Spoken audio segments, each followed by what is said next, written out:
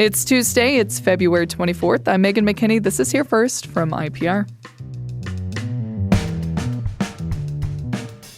Several University of Iowa alumni say they feel profound alarm about the possibility of the university no longer offering majors in gender, women's, and sexuality studies, as well as African American studies. IPR's James Kelly reports. Many alumni say closing the programs would undermine the tradition of public universities offering classes in a wide range of disciplines. In a letter, they accused the dean of the College of Liberal Arts and Sciences, the university president, Iowa's governor, and the Board of Regents of attacking intellectual and professional freedom.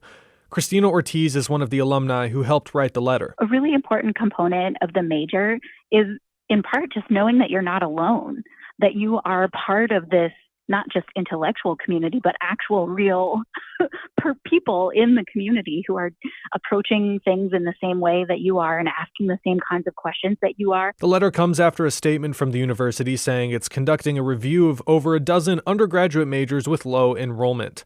I'm James Kelly, IPR News.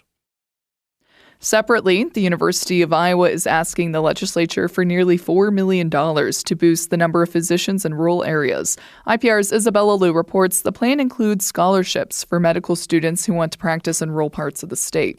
The university wants to build a network of rural physicians so they can place more students in residencies and training programs in rural areas. University of Iowa President Barbara Wilson says the university wants to increase the stickiness of their medical students.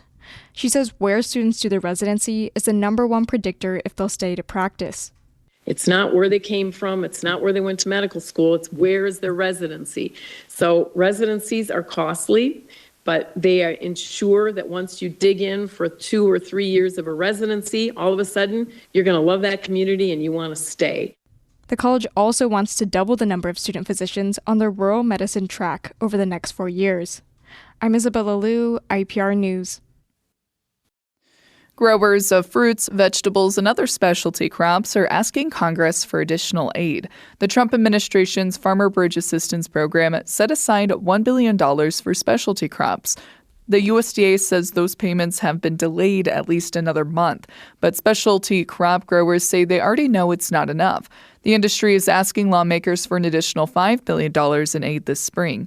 Alyssa Hauptby from the North American Blueberry Council says growers have been hit by a spike in the cost of labor that's on top of the same costs hitting corn and soybean farmers. Your input costs are increasing faster than your sales prices. And that's what we've found in not just blueberries, but I would say in a lot of commodities. Hauptby says a recent freeze affecting fruit growers in southern states could push Congress to provide more aid. Another member of the Iowa Senate has announced they are being treated for cancer. Senator Dave Rowley of Spirit Lake says he's been diagnosed with tonsil cancer and will be undergoing treatment over the next several weeks. Rowley says tonsil cancer is treatable and curable, and he'll be fighting it with everything he has. Rowley expects to be back at work in the State House later this spring and has filed the paperwork to run for re-election in November.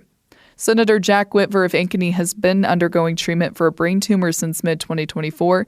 And just last month, Senator Caitlin Dray of Sioux City announced she's undergoing treatment for stage 1 uterine cancer. Dray was elected last fall to fill a vacancy in the Senate created when Senator Rocky DeWitt of Lawton died of pancreatic cancer in June. I'm Megan McKinney. You're listening to Here First from IPR.